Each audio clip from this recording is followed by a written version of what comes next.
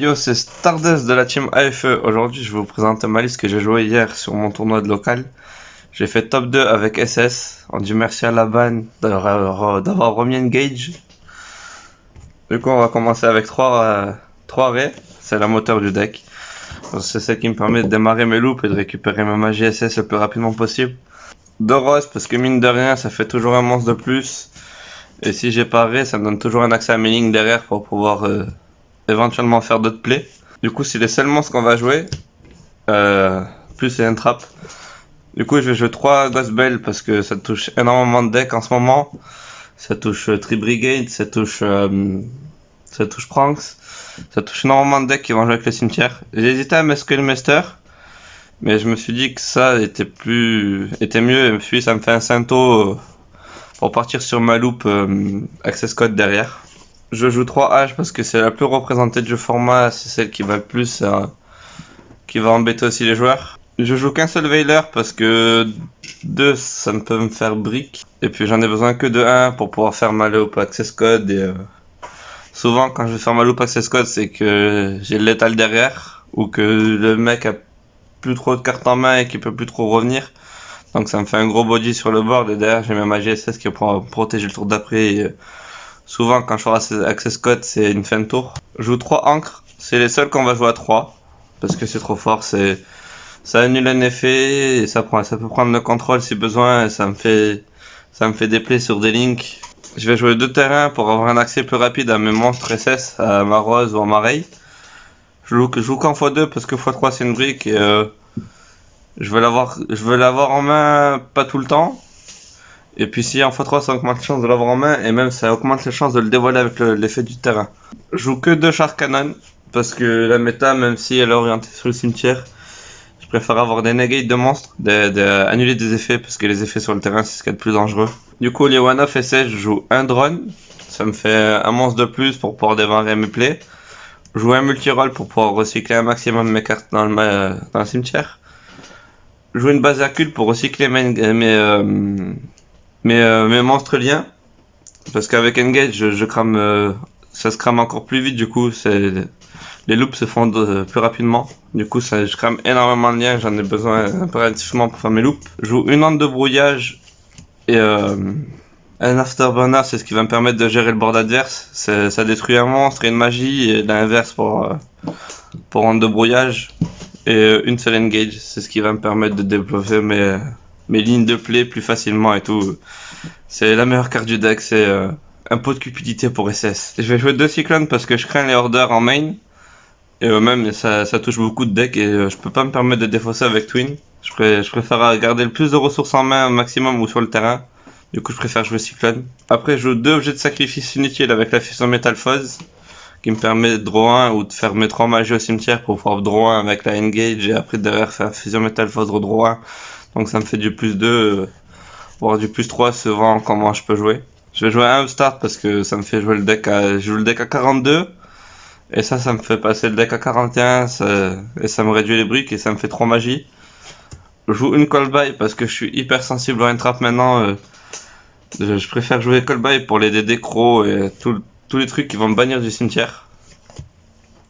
Je vais jouer un renfort de l'armée, c'est comme si ça me faisait encore une rose.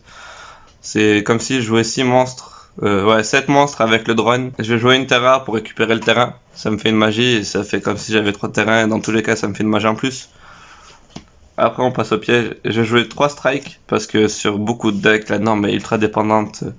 Il va faire norme effet, je vais faire strike. Derrière, c'est soit une fin de tour ou soit 7 c'est magie. Et s'il peut pousser un petit peu, il va pousser un petit peu, mais il aura jamais un gros board. Je vais jouer 3 Imperm parce que beaucoup de decks se reposent sur la norme et sur les effets, les premiers effets, donc une Imperm ça passe. Beaucoup de gens diront que c'est pas une bonne carte, mais pour l'avoir mis, elle m'a beaucoup été utile.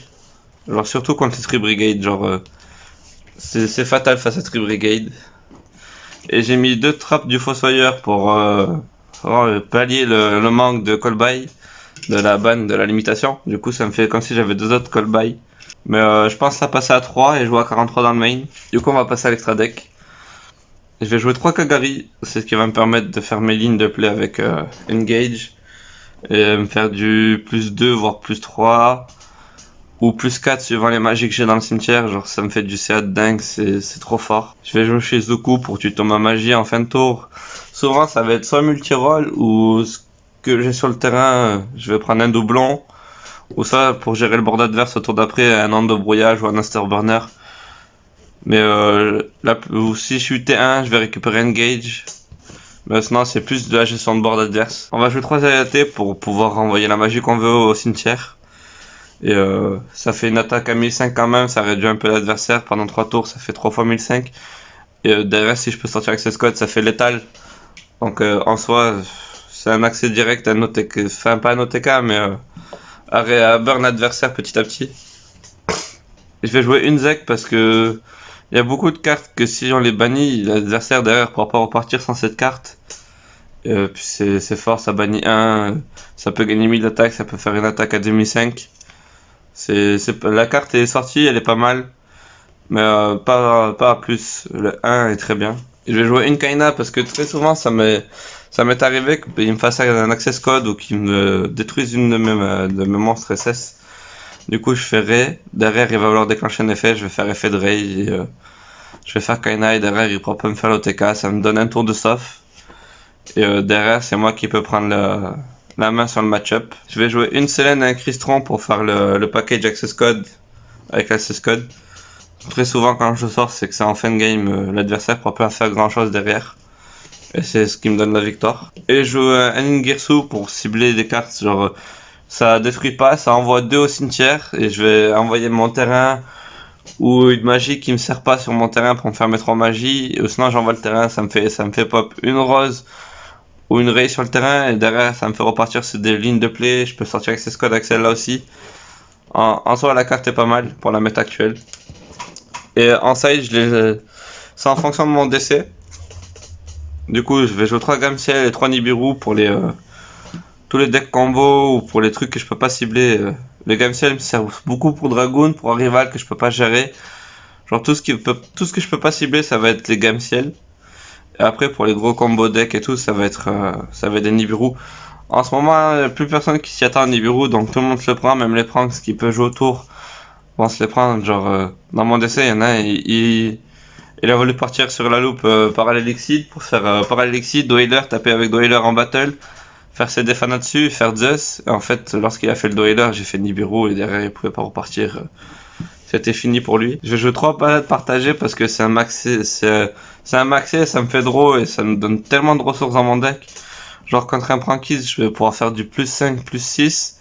Contre un Tribrigade, ça va être pareil, je vais faire du plus.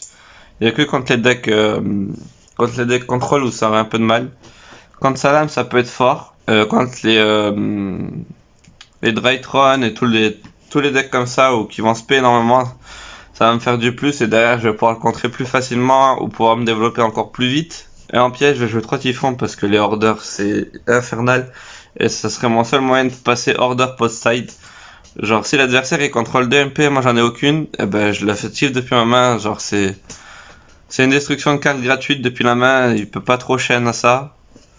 Donc en soi la carte est super forte et je vais jouer à 3 forces égales parce que si j'ai rien pour gérer le board adverse et que j'ai pas trop une bonne main et que j'ai la force égale, ça me donne un tour de soft voire 2 s'il a plus de main à l'adversaire, donc ça me permet de survivre et prendre la main sur le match-up. Voilà, c'était tout pour ma decklist SS, j'espère qu'elle vous a plu.